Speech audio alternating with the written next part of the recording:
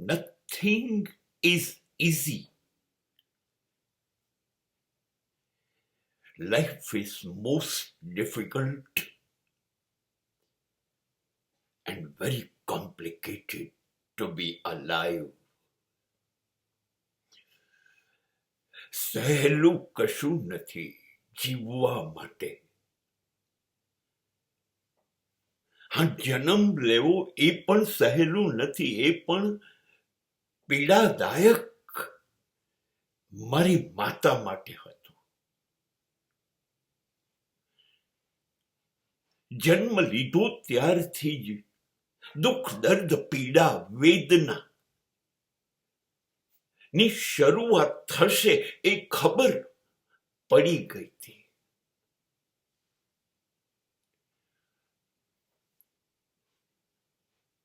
માણસ તરીકે જીવવું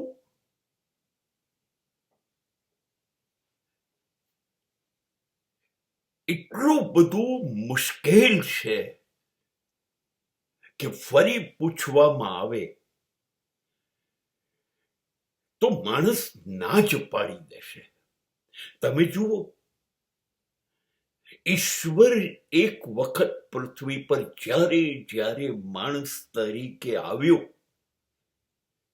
અને જીવ્યું, પછી લાપતા છે, ગાયબ થયો. હજારો વર્ષો સુધી ફરી એ હિંમત નથી કરતો ફરી માણસ તરીકે જન્મ લેવાની. હા, ઈશ્વર તરીકે એ મહાન છે, પણ જ્યારે માણસ તરીકે આવે છે ત્યારે આ સંસારમાં એને યાદ કરાવી દેવામાં આવે છે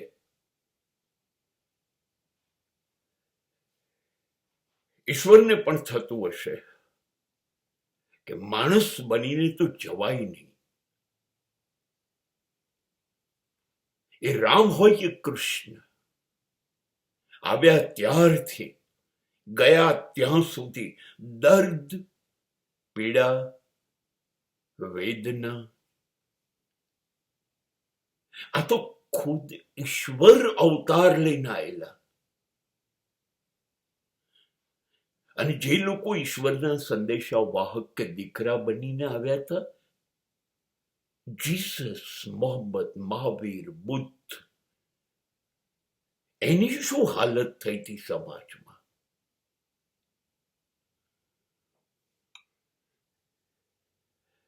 આપણને ખબર નથી પડતી એટલે શ્વાસ લેવાય છે, બાકી શ્વાસ લેવાનો બંધ થઈ જાય.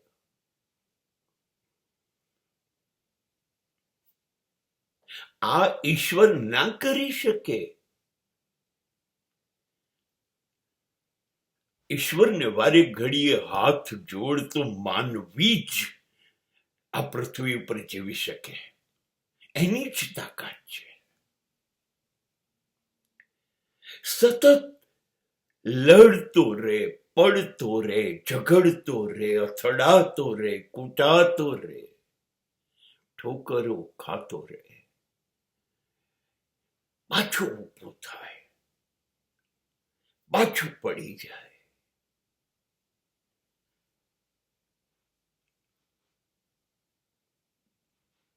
જ્યાં સુધી મરે નહીં ત્યાં સુધી આ બધું જ એ સહન કરતો રહે.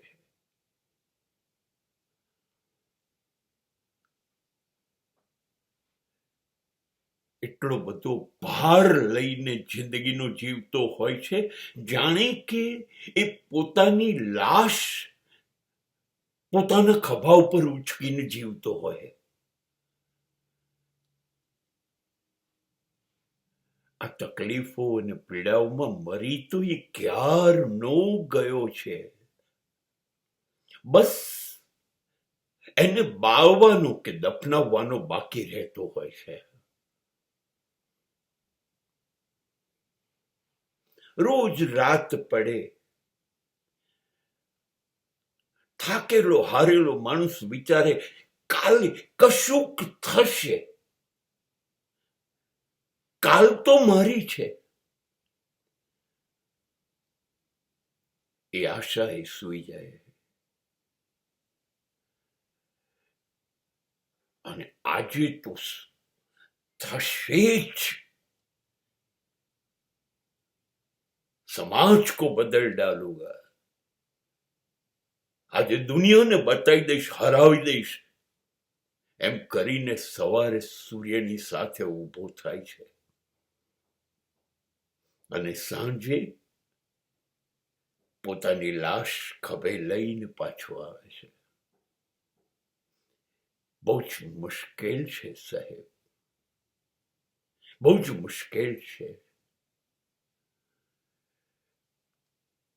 એક નાનકડા મકાનની અંદર એક બહુ જ નાનકડી આવક, અનિયમિત, અનિશ્ચિત લઈને જીવતો માણસ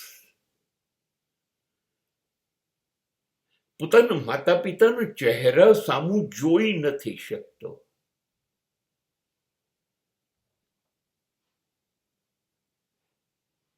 એના માતા પિતાની ખાંસી જાણે એને કહેતી હોય, બેટા કંઈ થાય એવું ના હોય તો ચિંતા ન કરીશ, હવે અમે બહુ લાંબુ નથી જીવવાના. એ પોતે એના માતા પિતાના ચહેરામાં આંખની નીચે આવેલી કરચલીઓ જોઈ નથી શકતો, નથી એની પત્નીનો ચહેરો જોઈ શકતો. કેટલી બધી આશાઓ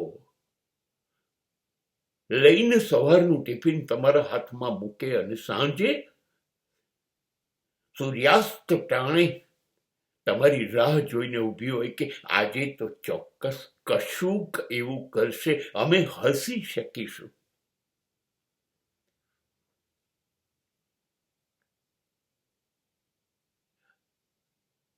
અને એના બધા જ સ્વપ્ન તૂટી જાય છે સાંજે તમને થાકેલા જોઈને.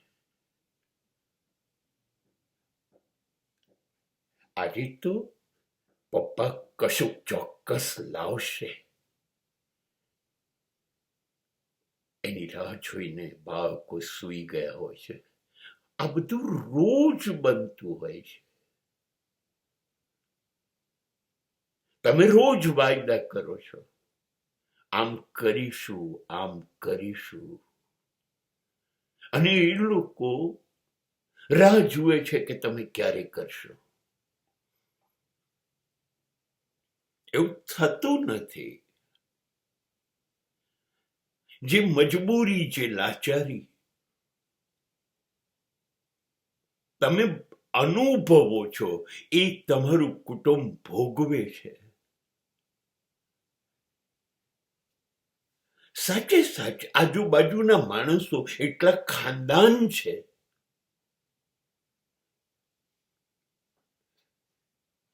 કે આપણને જોઈને એ બધું સહન કરી લે છે અને ખબર નથી આપણી પાસે તાકાત ક્યાંથી આવે છે. દિવસો, મહિનાઓ, વર્ષો સુધી આપણે કઈ તાકાતથી આ બધી પીડાઓથી લડીએ છીએ. કંઈ પણ ડગલું ભરીએ ને આપણને ખબર હોય છે આપણી હાર સુનિશ્ચિત છે, આપણે નિષ્ફળ જવાના છે, આપણને આમાંથી કશું મળવાનું નથી. આપણે સાંજે આપણા સપનાઓનો વેર વિખેર થઈ ગયેલો ભંગાર વીણીને પાછા આવવાના છે. આવું બધું આપણે વર્ષો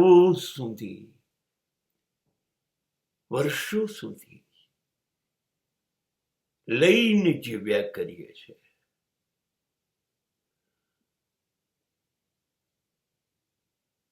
આશામાં આ દિવાળી તો સારી જશે, પણ માણસ જ સહન કરી શકે. એની દરેક દિવાળીમાં હોય પ્રગટતી હોય છે. કોઈ ચમકાટ હોતો નથી. અને એ જીવ્યા કરે છે.